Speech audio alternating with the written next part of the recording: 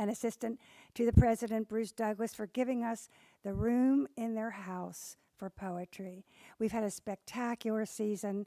We have had Chinese poets, Korean poets, African American poets, Caucasian poets, and next season is going to be another spectrum of world-class Pulitzer Prize winning poets. We hope you'll come back in the fall.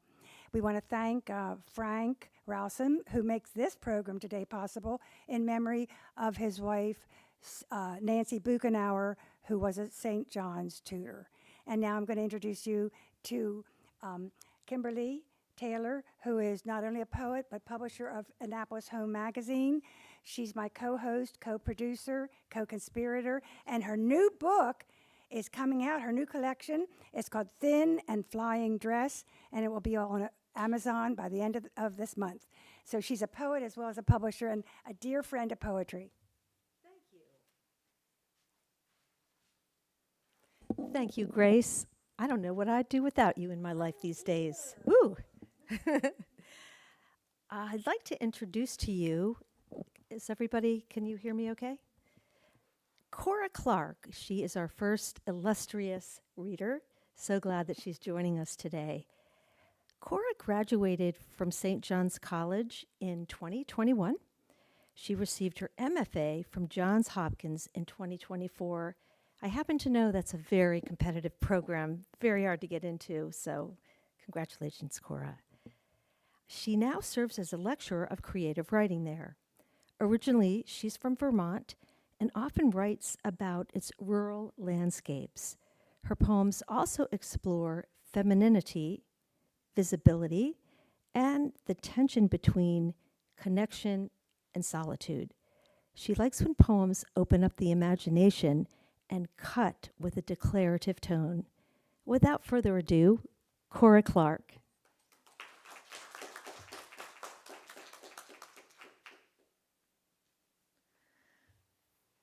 Hey everyone, thank you so much, Kimberly, for that introduction, and thank you, Kimberly and Grace, for inviting me to come read and for helping set this up, and to everyone else who helped put this together. I loved being a Johnny. I feel like I still identify as being a Johnny, so it's really nice to be back, and thank you all for coming. So I'm just going to read a couple poems. The first one that I'm going to read is it's about the farm that I grew up on in Vermont. So I grew up on a kind of a small dairy farm, so this is set there. So, the farm. Nothing would leave, and if it did, it broke the third dimension. The cat disappeared and turned up months later, unchanged. The calf fell from birth, uncurled, slipped beyond the electric fence, and froze to death. Each day was some grief unexpected, the pigs that screamed when penned apart, the cat leaving wings across the porch, each thing a ball of life or a lifeless lung. To cope, we stayed moving. My mother never sat down. The birds battered the house with blunt beaks. We tied light things down to stones. We were always breaking stillness, breaking frozen milk in the cat's bowl on winter mornings, breaking fox tunnels into the chicken house. Everything was wrapped in weather, the smell of wet mud, flowers exploding with sun, hay like yellow hair, apple trees old, gnarled, sway-backed, the bone-deep cold, the thud of wood, the dreaming of other things, butterflies, the stars, shoveling snow, the year after year.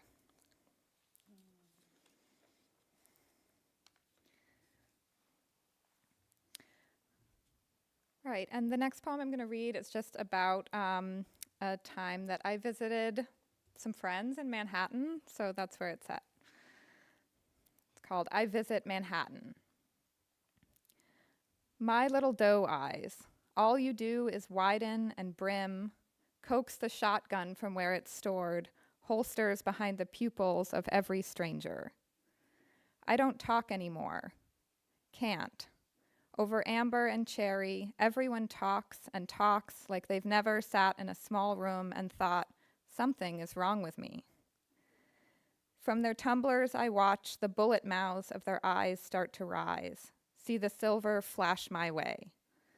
I undo 3 buttons. Maybe it's easier to take it to the heart.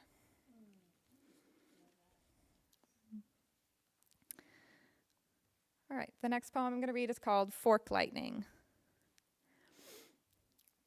I woke and you were watching lightning take down trees on the eastern slope. I hid behind the door jamb, not wanting to look the red vein in its eye. Too afraid for most great things, of speaking candidly to you, who was like those warps of light, violent when appearing, I crawled back to the dark room behind where you were silhouetted, the sky's scar outlining your back. Pressing my hands to my eyes, I shrank. But look, I grew protectable. Though your kingdom of nature won't let me in, I will not fail at being child enough to be loved.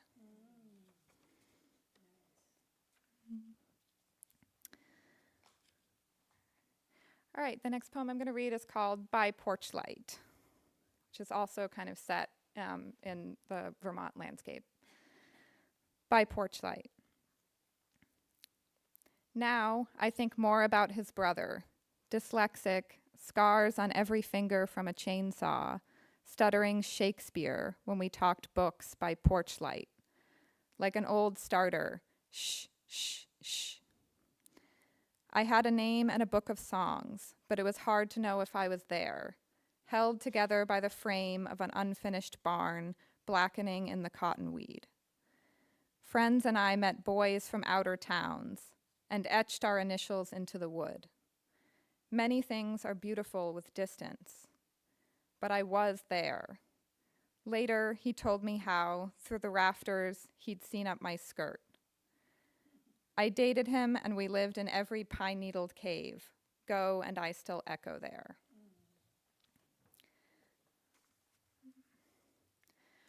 Right, I think I'll just read 2 more. So this one is actually set here in Annapolis. It's called 47 Maryland Avenue. So 47 Maryland Avenue.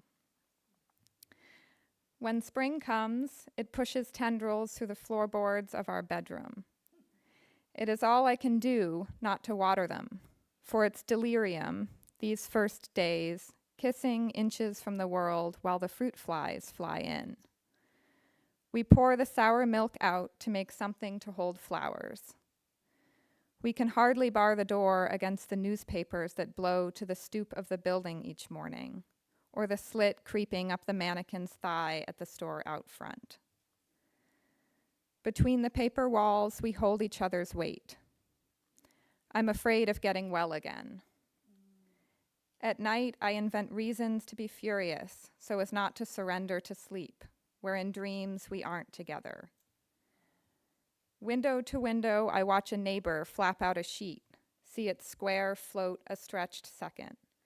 Sooner or later, I'll step out of this and freeze it, become a woman just like I've seen it.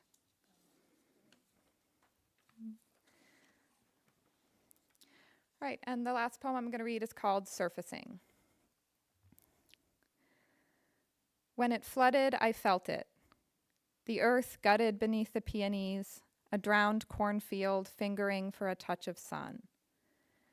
I walk to where the lake broke rock and wonder whether the halves were ever used to being together, one before the water rose. For them, it won't last long. Already, moss stitches the scar. I'll let my lover think I'm easy, feathered all in leaves. But make no mistake, each time he loves me, my body climbs up dripping from the lake. And I'll end there. Thank you for coming and for listening. Thanks. Thank you so much. Yeah, thank you all.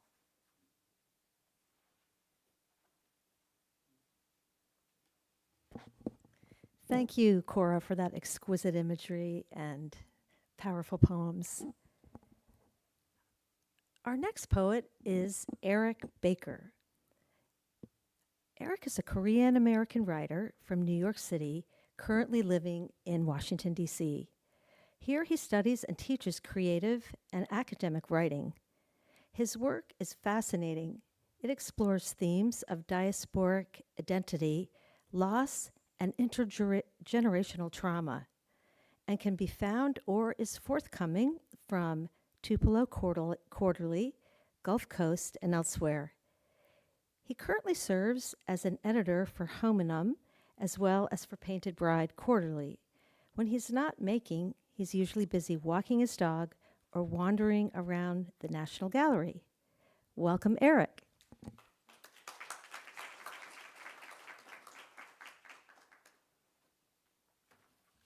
Good afternoon. How are we feeling? Yeah. So, I'll be reading a segment of a long poem I've been developing called American Shijo.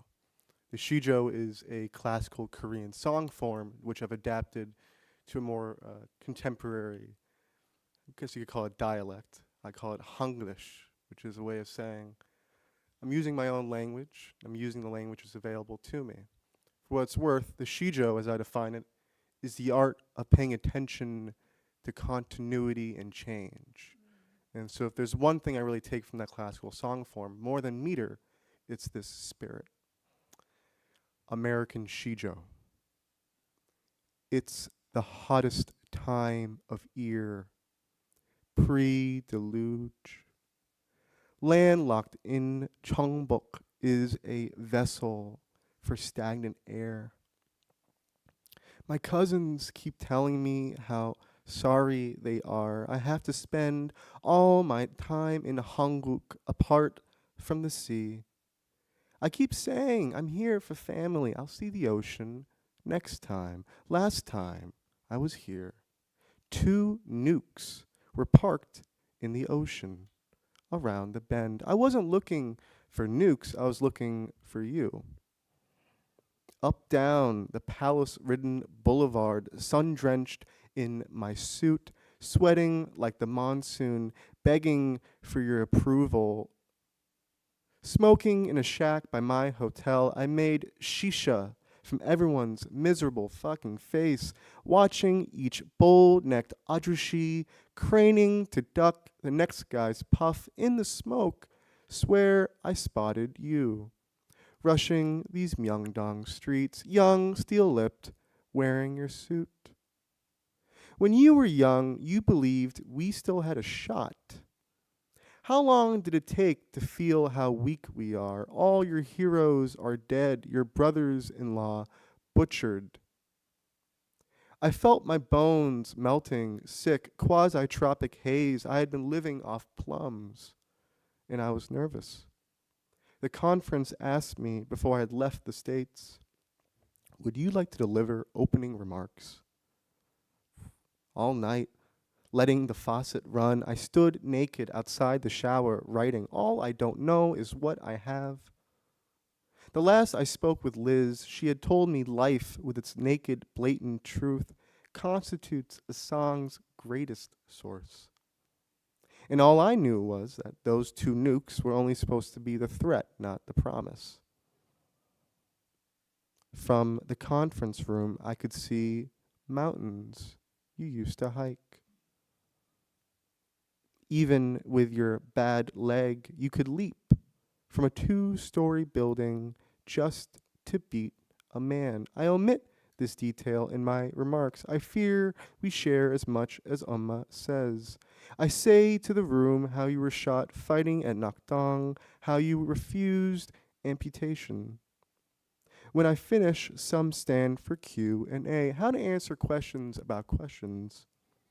One person, mic shaking in hand, says she's a delegate from the Philippines. She sobs. Her jaw arcs back as if a howl. Her grandfather also fought the war. Her grandfather shot in the leg too. They never got to meet either. My cousins never got to meet you either.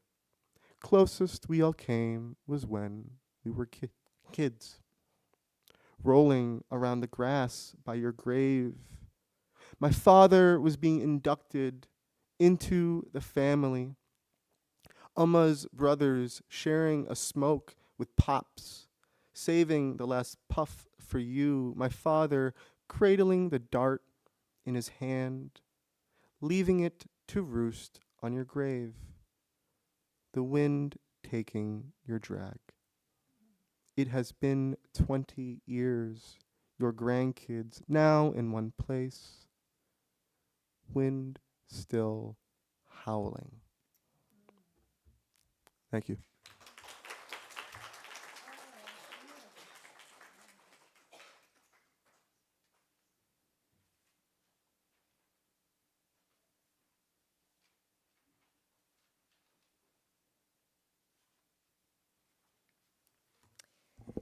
Thank you, Eric. When you'll see Eric's poem passed around, it's really cool because the Korean is actually woven or stitched right into his poem. It's just beautiful. I love that visually and psychically. Now we have our third reader coming up, Kelsey Hennigan. Kelsey believes her best hope for grappling with what it is to be human lies in her work as a poet. Her poetry traverses memory and grief, vulnerability and violence, intimacy, and defiant redemption. She holds an MFA in poetry from Boise State University, MAs in liberal arts and Eastern classics from St. John's College, and an MA in English from Middlebury's Breadloaf School of English. As a resident artist with the historic Santa Fe Foundation, Kelsey created a poetry exhibition for the Foundation's El Zaguin Gallery and self-published a chapbook titled To Keep the Name Daughter. Welcome, Kelsey.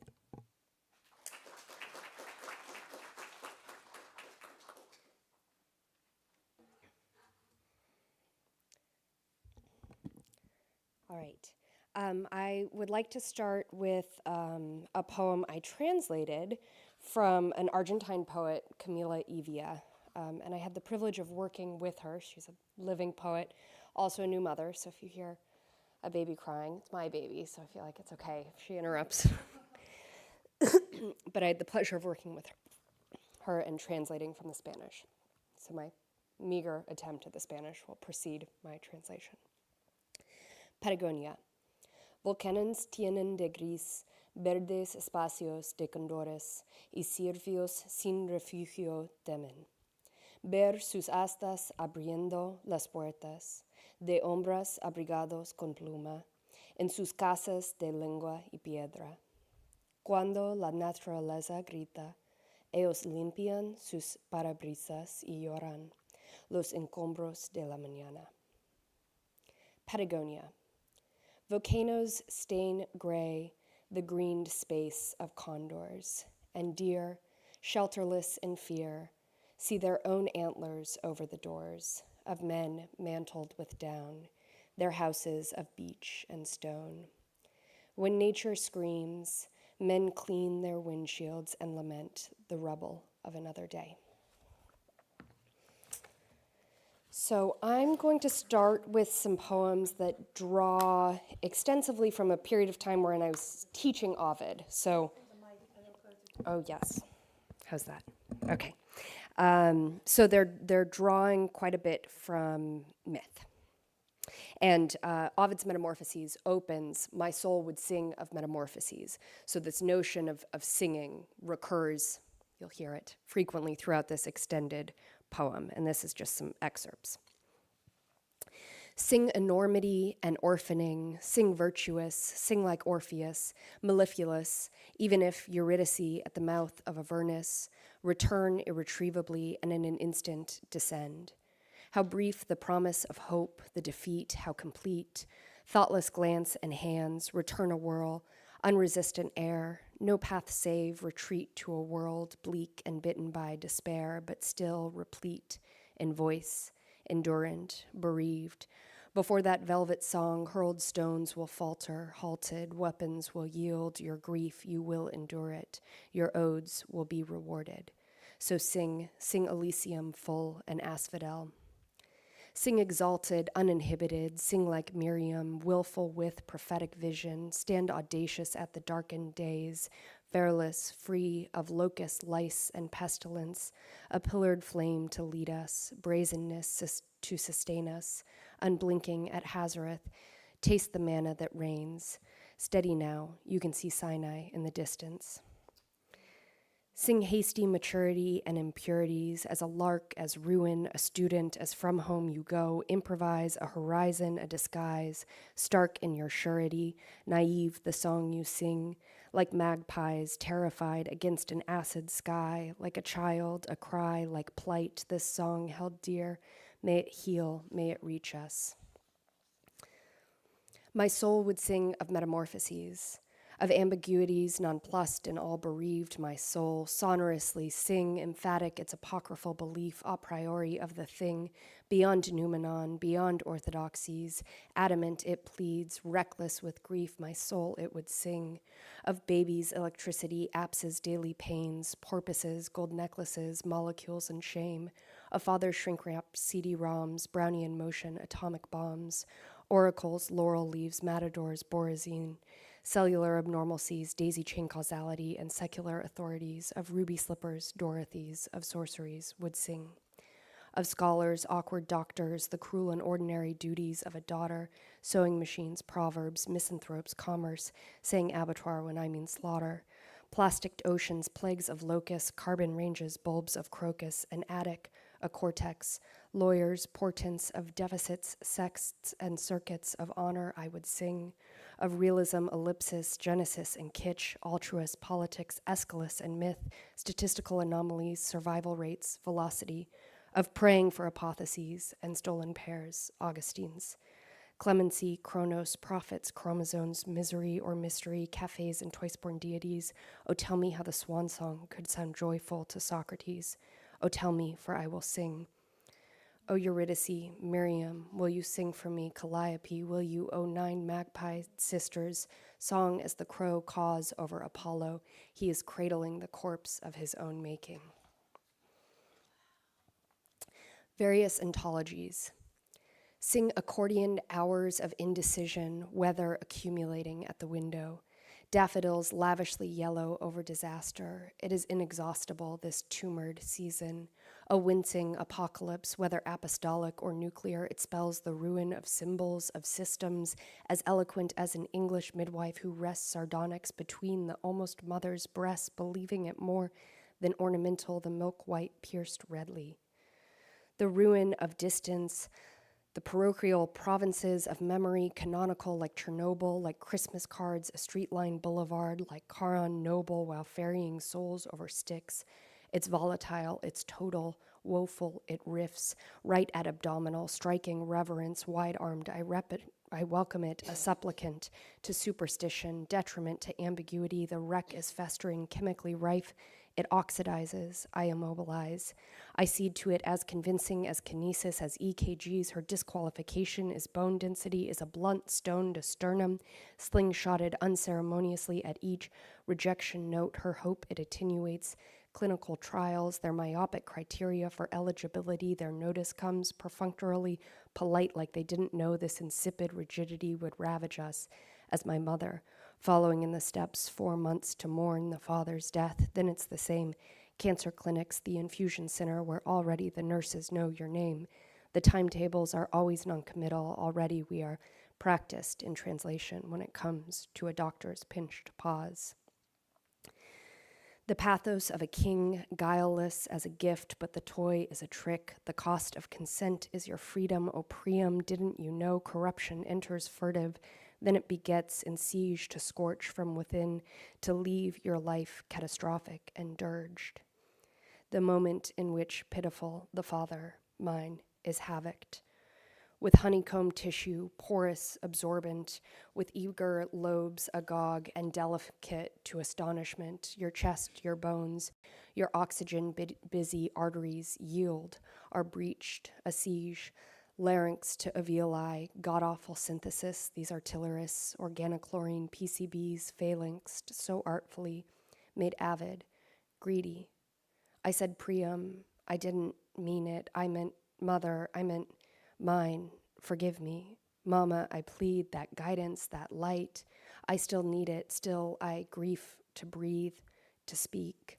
Of Ilium, not the well-walled one, but a pelvic crest, inadequate, the mineraled appetite for Arena Tekken's barrage sets T-scores to nosedive, at Erbitux plus Ativan to watch how pharmacology can berserk a body. What with her irradiated appetite, she goes shin bone thin, her hesitant bones, her wild-type genes. I thumb the veins on the back of her hands, stiff swollen from so many IV taps, almost inaudibly. I try singing. I sing delirium, sing my no place like home, my need for a deity, a dad, for atlas, a map, geographyless, or the sybil to take me, the syllable to lead, ever stuttering, but my heels I keep clicking.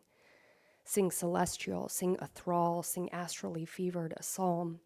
Glial cells like stars, like seizures, giddy, dread, frenetic, like history, obliviate. Little corcules like a gem, I mean a heart where nothing lies calm or dormant, long, where muscles, hemoglobin, and lobes, temporal, absorbent, amorous, broke open, bodies becoming other. But this is no story of apotheosis. This is the one where polychlorinated biphenyl eddies like catastasis, like Charybdis, where the rudderless skiff of a body meets the threat, the neurochemical wreck, where mutations, genetic and vigorously purling polyps, oh gods, breathe your breath. Astrocytoma, de novo they say, arisen as if Lazarus, miraculous, as if singular the incident, and with no dead rabbits, as if it hadn't been ordinary November, mid-morning warm. Southern California, so a breeze plus some sun. Hydrocarbons, petroleum, prisoning, irradiant in the sun, kaleidoscopic and spectral, all chimera-like, portentous as a pregnant rabbit riven by twinned eagles and awless, but lacking a prophet, we didn't know it, couldn't yet read that miraged instant, that errant oration as a flaw, anonymous, loosed, that vile sputter, vibrant and blunt, the vapor unctuous as it coats the throat of Sunday. The choruses of my soul, desperate, itinerant with love, but nowhere to put it, reckless as Phaethon and likewise in vain, just how ruthless beauty can be. A golden commotion, emboldened at the precipice before the stars retreat, before the clouds cleave. As respiteless as Oedipus, my soul is pired, for its desire spanning the sky to subdue the night, the darkness hemmed in, jocostal, to deliver a dawn so rosy it could sing, like we could speak them, the mysteries. Open like Actaeon, my soul shouts for recognition, hound-bitten it bursts, crowned in verse. I poem, I broke open, potent, all at once, atonement warms, the moment is orange, is bathed in canna, caught in the morning's throat, confiding, glory in that shine of purity, like I was chosen, I will bury my teeth in the garden and sing.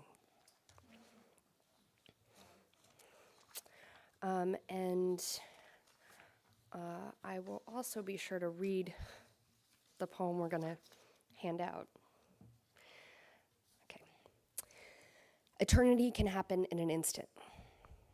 Eternity can happen in an instant, if you're not careful, that is, and she isn't, not a bit. She is obvious as a hand, the young lovers, stupefied at another's naked form. She courts transcendence, her body unclenched, as easy in the fist of day as fresh milk, the cream-topped kind, is, her flesh innumerable, her pores expectant, little windows all open to August and all but inviting attention, and attention, any girl can attest, just begets catastrophe, certain, whether the eye caught proves fate's or of man. But what's more, honestly audacious, she meets the day as if unacquainted with suffering, hers how fervent her aim is, of savoring wrongs, she's got no taste for it, tongue to the weather as soon as the rain hints, yes, its pleasures she collects.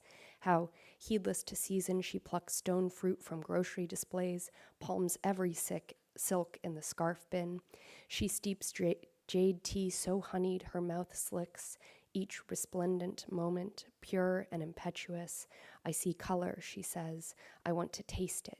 Eager as a teacup, she feels so ordinary, so touchable. So of course she courts it, eternity, the possibility, what she is or feels or tastes, pearled days amount to nothing, it doesn't. Pendant her thought, what it is to exist, to be susceptible as she is, as a mystic to rapture. She sidesteps the snail shells that bauble esplanade and periwinkle, post-rain, peeling her third clementine of the morning. Thank you.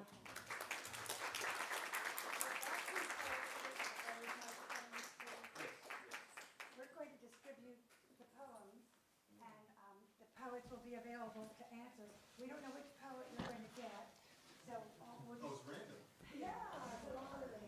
Can I have everything?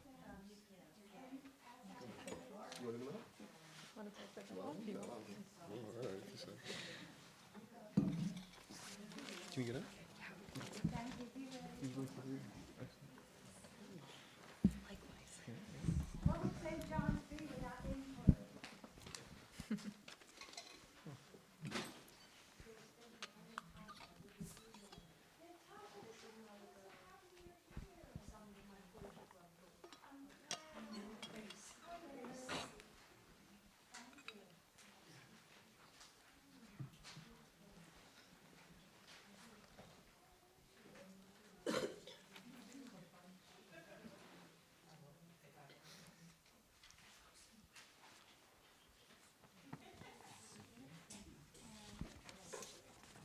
Does everyone have one? So we're open to questions about the poems you have in your hand. And this room is famous for its conversation.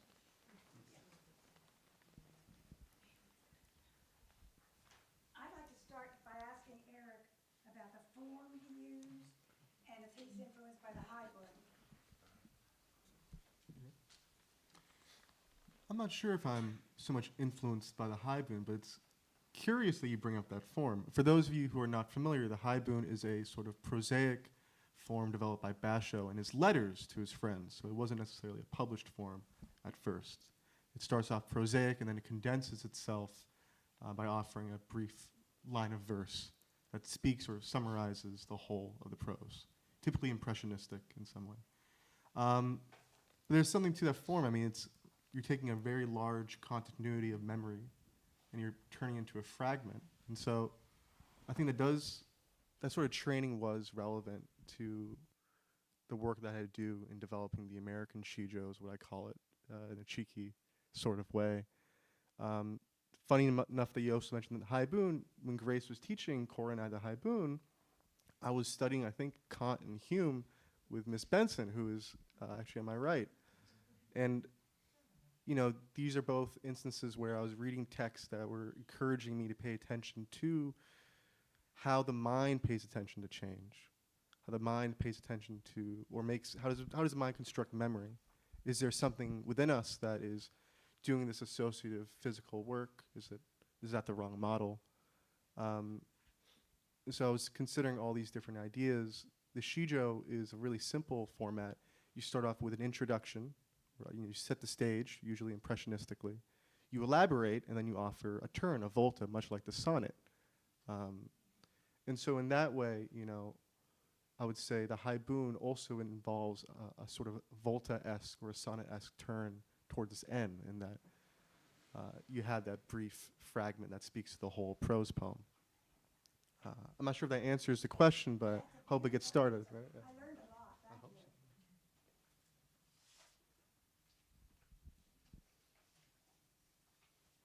As you read, you might ask about a word, a line, the entire aesthetic on the page, or you could just ask what it means.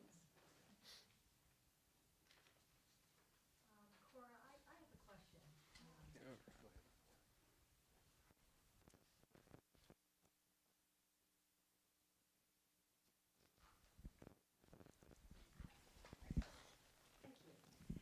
Yes, as I was reading, I visit Manhattan, and I noticed that you're starting out with two 5-line stanzas, and then you go to a 4-line, a quartet.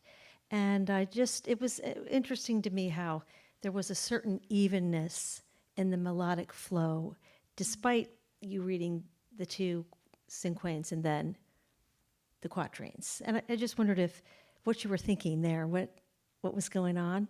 Yeah. Yeah, thanks for that question. I think the honest answer is like I didn't really think about it. I think something that I feel like I've learned to do recently. I think when I maybe started my MFA program, I felt really confined by order, and I was always trying to kind of force the content of my poems into like stanzas of even number of lines, and also into like lines that were kind of like around the same length. I wanted it to look very neat on the page, and something that freed my work up a lot was like not paying any mind to that, and trying to break the stanzas wherever I felt like I wanted to give the poem a little room to breathe. Okay. And to let the lines, be as long as they needed to be or as short as they needed to be. I think in this poem, maybe that sort of general move to like shorter stanzas maybe has something to do with how I felt like the poem was like narrowing to a kind of a declaration of this like last line, and it felt kind of more appropriate to be kind of short and concise there at the end, as it's kind of like narrowing into this declaration at the end. Yeah. So you, Diane, do I understand that you're saying that could you turn the volume on the page is not part of your process?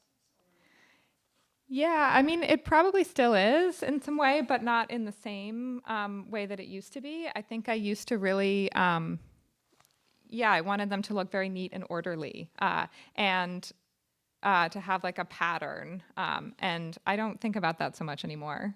Yeah, I actually kind of like when they look toothy. So, yeah. Eric, I wanted to comment on the sound, your delivery. Is that part of your planning, or was that a natural progression with the form?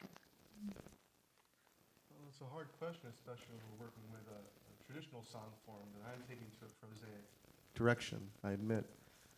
I think for me, it must start from the sound, and I'll say a little bit more. Brandon Sum, who had just recently won the Pulitzer Prize for Tripas, his really wonderful collection of poems, I've been lucky enough to meet him, and he spoke to me a little bit about his process. And when he was writing Tripas, he would start from sounds that were available to him in his environment.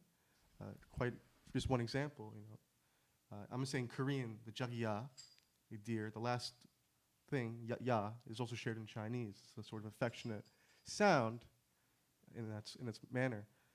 And he would find these sounds and map them out, and from there try to create poems. And so I think that encounter with Brandon was influential for me as well, where I'm starting with a sound that I may not be able to articulate intelligently regarding its significance, but I'm using it as a sort of starting point or entry point for a larger poem. I guess the reading style, I guess there is a sound. It's divided. I've linked a bunch of different shijo together to create one singular long poem, and I've rearranged it such that purists of the form cannot really determine where one line or one poem begins in the chain. And so I think that also offers opportunities for a sort of reflective tone and reflection of certain pitches within a poem. So I repeated certain words in really, I think, hopefully strange places, last time, next time. And so in that way, I'm really attentive to sound and, I guess, creating a continuity where there are no repetitions, introducing a repetition, and then breaking away. I'm not sure if that answers your question, but I hope it starts. Yeah. Okay.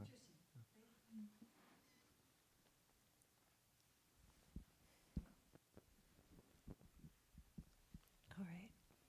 I didn't know I'd be giving a presentation today too. Okay, so I feel awkward using the mic. I have a question for all of you that I think is very general. So see if you have something to say about it. But I was interested that Ms. Hennigan started with the translation and Mr. Baker was working in 2 languages. And sound seemed really important in all of what you were doing, partly because we were hearing and not reading the poems. And so I have a question that I would say is a question about the translatability of poetry and your approach to language as a form or language as a vehicle for communicating some kind of idea or image. So it seems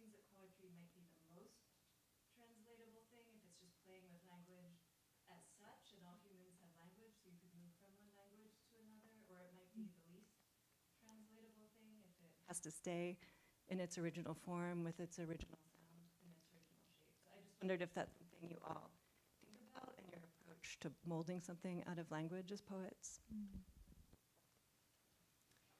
Yeah, I feel like invariably all translated works, but it feels especially palpable in poetry because they're so sparing and the word choice is so deliberate for its sound, for its meaning, for its appearance on the page. But all translations, I think, bear the fingerprints of the translator, and invariably you get some of that mind as well. So there are times reading like Milosz, who's a Polish poet who's translated by Robert Hass, and I feel like as I read the poem, it feels like a Robert Hass poem. And maybe part of that is because Robert Hass is choosing poems and choosing poets that align with his voice or that resonate with him. But I really feel like I see his effect. So I think poems should be translated like each generation, and we should continue to refresh our translations because they're all kind of attempts, and they ought to be playful, but I think pretending that we can like totally get to the essence of the thing is probably a disservice to the original poem, but it's still a noble effort to try to expose like English readers to works that are in languages that wouldn't be accessible to them otherwise.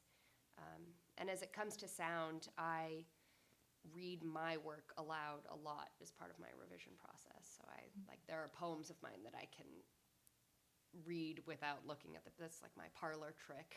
But it's simply because I've revised them aloud so frequently that they sort of get stuck in my head. I feel like part of what I'm hearing in your question is another question. You know, is it possible to really translate your experience from like one consciousness to another? And even, I think poetry gives us a sense that something is happening close to that, but I'm not sure if it's really possible. And I guess that's why I keep writing poems, is I'm trying to verify my hypothesis. I'm not sure. I think on another note, and perhaps tangentially related, there are two Korean American poets, Jimin So and also Chantal Ji-won Kim, who've been working in a sort of, I call the movement untranslation, but I'll say a little bit more. They're incorporating Korean and English in ways that I cannot, because I'm not fluent in the way they are, but they're incorporating Korean into their writing such that to exclude audiences. And I think this is a very interesting new movement to emerge, the idea that you could create beautiful arts of work that are personable and are working to translate something, but are still inaccessible on purpose, and that this will be the case for a variety of different readers. I'm thinking, one more last tangent, Claudia Rankine in Citizen, there's some phrase that uses the we very early on in the text, maybe it opens up the text. And I remember I think at the Folger she was speaking, someone asked, well, what is the we referring to? And she said that the we is whoever picks up the book. I think that's true for any textual experience. That I think it says in the BBC, right? Dear reader, these books, don't you see that they're for you? I guess I'm at this point where I'm wondering, can these books still be for you, while not necessarily being completely accessible? At least not at first. And as a St. John student, I think, that's the whole gambit. That's the whole game. Yeah. I have a question for Kelsey. I think I can probably shout it out. How did you get to trust the reader the way you do, to use language to get to the heart of the poem? You start with language, you start with lists, you start with iterations. How did you get the courage to trust the reader to know that would sum up to something? Yeah, my poems are highly referential, so that can perhaps be not welcoming in its own way. I think when I started off writing, I started in a very confessional style, and it was sort of self-indulgent, but I think that every poet, that's a good phase to go through. And I think the MFA offered me space to get really experimental and ambitious and write poems that didn't all have a tidy appearance on the page and a single title and a nice collection. It makes submitting work really challenging when you're like, oh, the poem is sort of like 40 pages long. It kind of has breaks, and I can kind of excerpt pieces, but it really is all kind of playing off of different glimpses and pieces. But I think the truth is they're still confessional poems. I'm just finding masks to adopt and like sort of a persona poem. So there are elements of the Ovid, as I was teaching, figures from the Bible, figures. I have like poems from Herodotus, from like the Ring of Gyges scene that opens Herodotus's histories. I have a series of poems from Cassandra's perspective, from Agamemnon. It's sort of my way of still engaging maybe that confessional mode, but in a, for me, slightly more mature and less self-indulgent fashion. So kind of like adopt a mask and play. But I hope that there's sufficient rhythm and just like sheer joy and relish of language that should you wish to encounter the poems without also Googling all the references or names, it's an immersive enough experience. And then should you wish to also Google at the same time, that can deepen and make the poem more complex. So like I have a poem in Ovid, there's a myth of Io, like I-O, who's turned to a heifer. Zeus, is often having his dalliances with young nymphs, and Hera does not like it.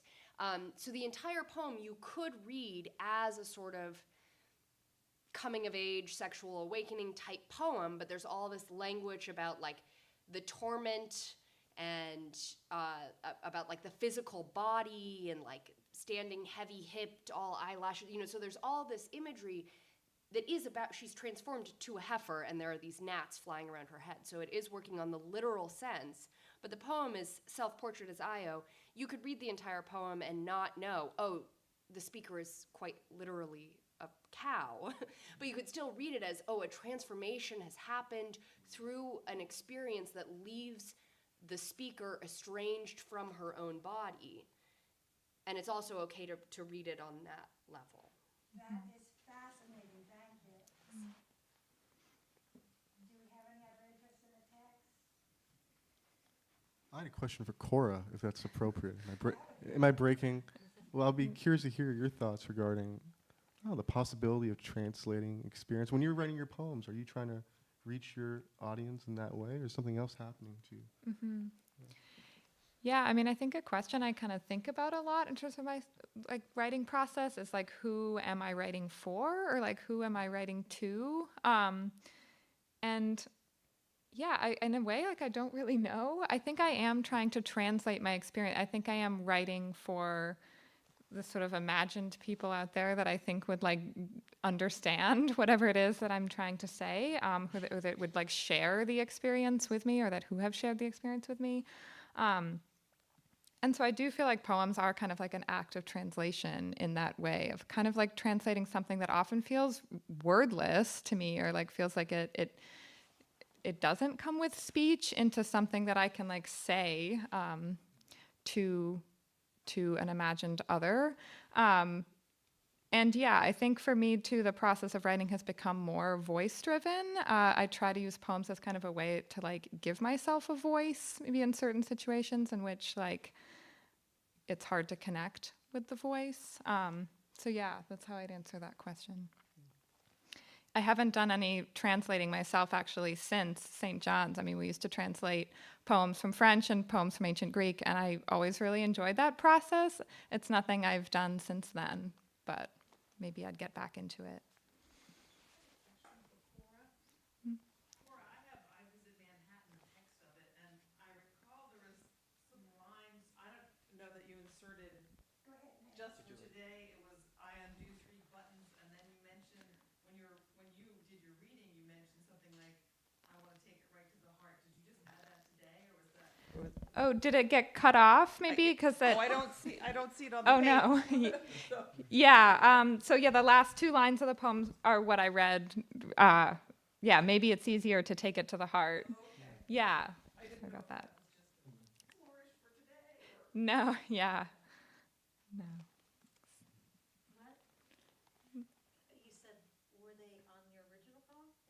They were, yeah. Like I have them on my sheet. But maybe when I sent it to you, I accidentally cut them off. But it was unintentional. Hearing your poem about the farm, Hmm. your experience growing up with farm, and then hearing the one about the visit to New York City. Yeah, no, that was somewhat intentional. Yeah. Farm girl goes to New York, yeah. Do you have any other questions for each other? I would like to ask each of you what you want from poetry.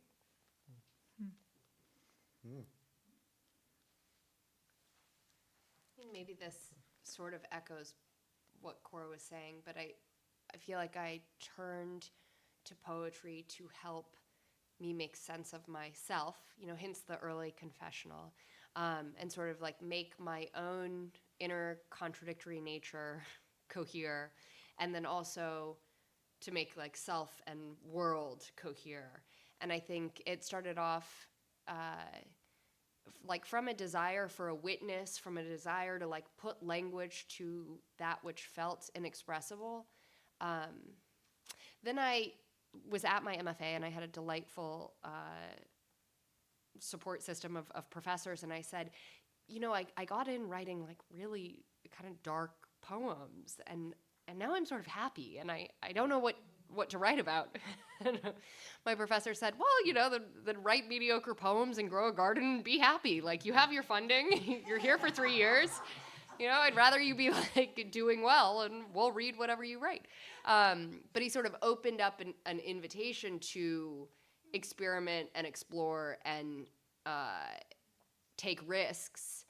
And so then I think, in a way, my like white knuckle grip on like how necessary these poems were to like have some sort of witness or testament to my experience, that totally transformed. And I think it left me sort of looser and more able to explore. And I still struggle as a perfectionist to get over the like line lengths and symmetry or how to space things all over the page.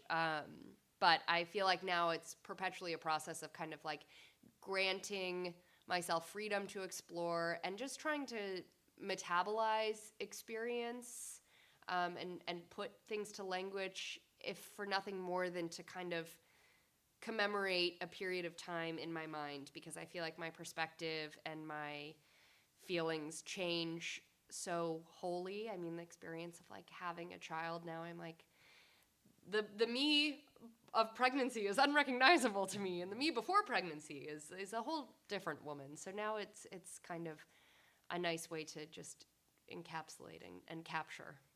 That's a wonderful answer. It's a hard question. I have like maybe two answers.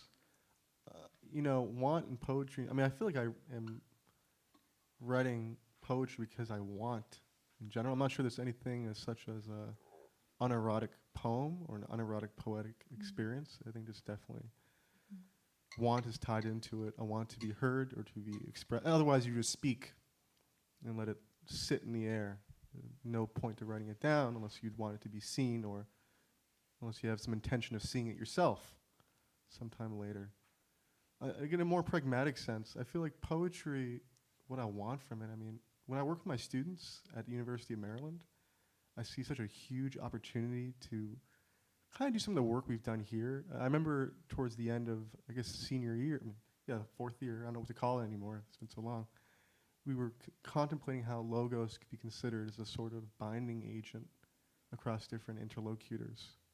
And I think poetry is a really low stakes, easy way to get anybody at a table to discuss great questions or just to muse on these questions without really any theoretical preparation, which I think was my impression. It felt like in some places, at some points here in the program. I don't have time to teach my students the Western canon or to really train them rigorously. I only have them for a semester at a time.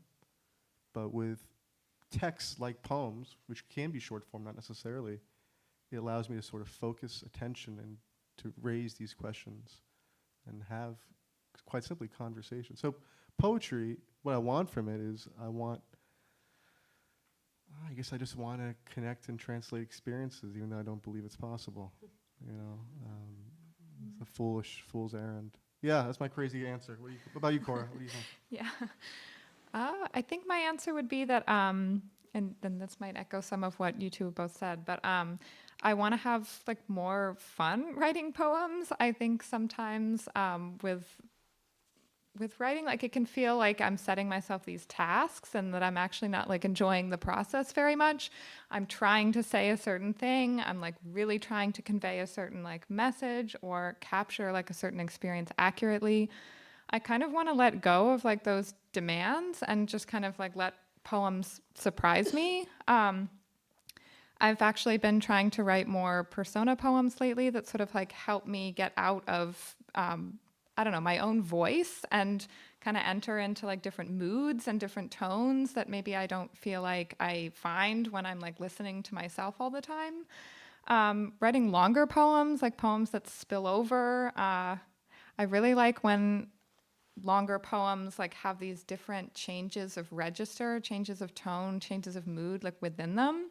Like a poem that I've kind of come back to recently that I feel like might be one of my favorite poems is the Love Song of J. Alfred Prufrock.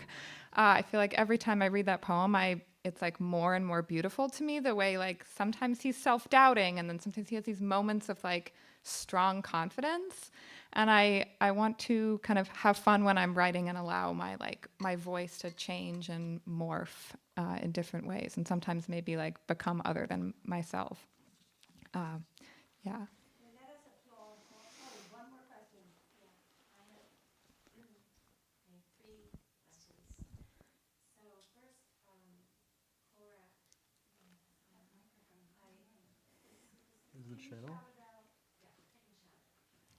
Cora, I really love your poems on the farm. I thought what I really loved about it was how you connected these different ingredients, the smell of wet mud. I never thought of this. And I like the way you leaned into just these fresh combinations of the senses. I just thought it was beautiful. And I think you said, I don't know if I read this correctly, talk about a tired soul with love with nowhere to put it. I think that might have been from one of Kelsey's poems, possibly. Yeah. So I just, surfacing was yours, right? Yeah, that's right. That I have to think about for about 3 months. There's a lot of depth to that, but I really enjoyed the ingredients, the way you toned. Then Kelsey, I wanted to say, oh my goodness, eternity can happen in an instant. My father has passed away a long time ago. He said eternity is a very long time. And here you have it, so interesting. I love the line where you say she courts transcendence. So I just wanted to compliment you from my point of view, how you measured these concepts and then all of a sudden you walk us through, like a grocery store. How did we get there? It's just amazing. Yeah, highly referential, that last poem. So I guess I wanted to ask you about your concept of time in your work. Spent a semester reading all of William Blake, which is a recipe for losing your mind. Brilliant, but that came directly from trying to make sense of his notion of time. And I sort of concluded that for Blake, eternity can happen in an instant. And then that line was, sometimes I feel like, the reason I'm so referential is not to show off references that seem impressive. It's because I metabolize all of these texts that I'm reading and I think about them. And when I was a kid, I had a rock tumbler. I don't know if these are still a thing.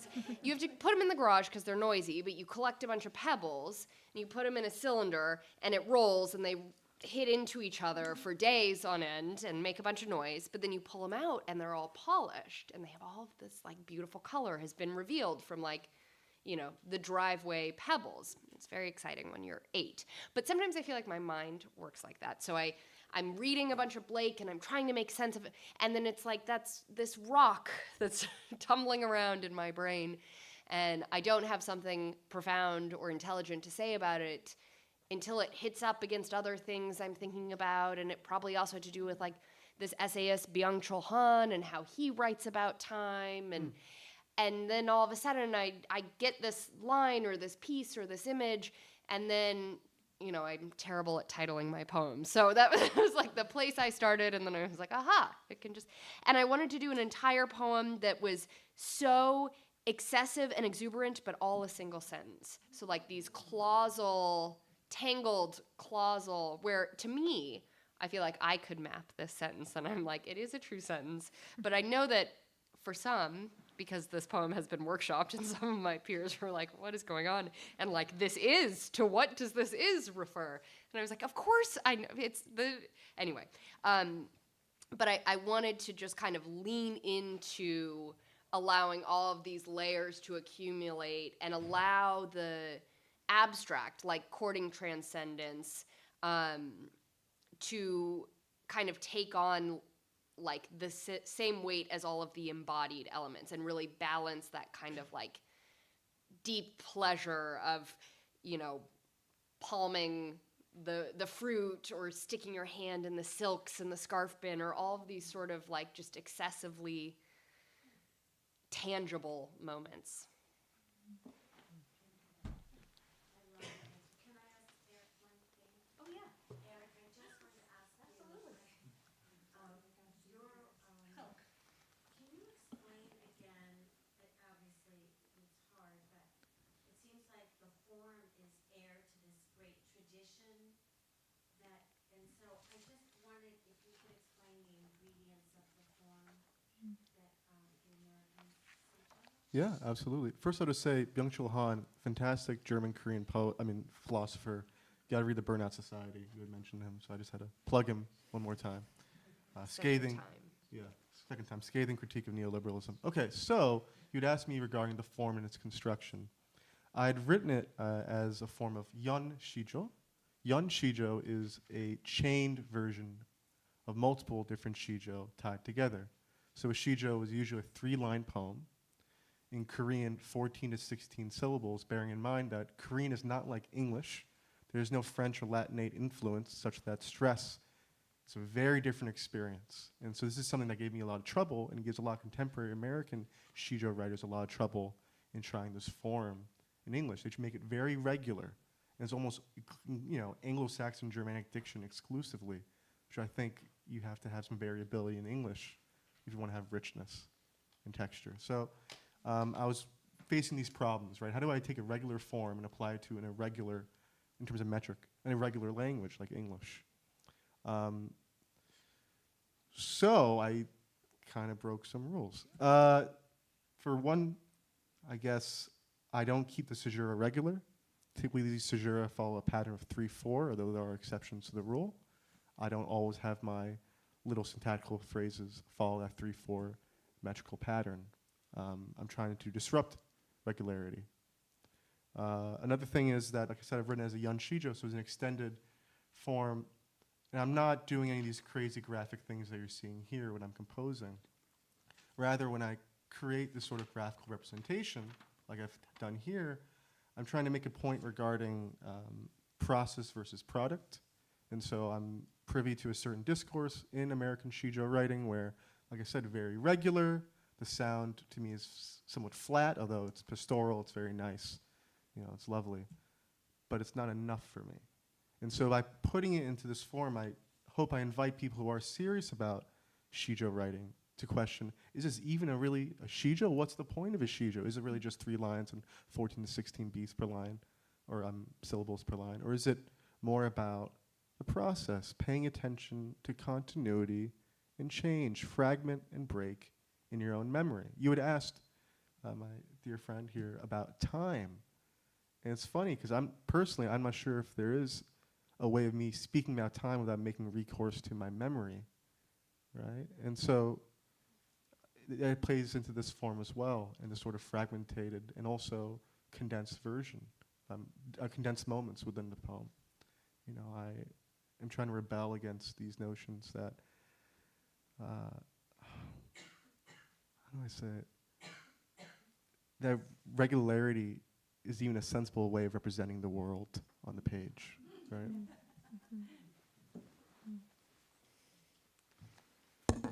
Kelsey, Cora, Eric, thank you so much for sharing your incredible work with us. It has been a joy. Let's give a hand to our amazing trio.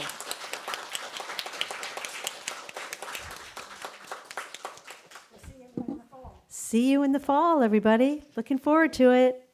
We have an invitation. So we have some people in the room are participants in our Day of Classics here at St. John's, and our next stop is museum, which is next door. There's a new exhibit opening. We're going to have an explanation of what that's all about. So we would invite all of you to join us if you have time. It's a very short program for the Day of Classics people. When it's over, that's the end of the day. There won't be a formal goodbye, but if you would like to come over with us. Oh, That's an amazing